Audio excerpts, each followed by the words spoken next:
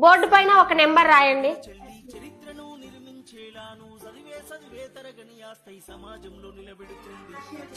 రాసినారా?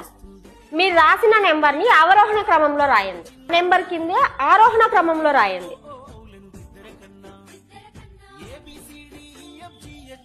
Number నుంచి ఈ number ను తీసేయండి.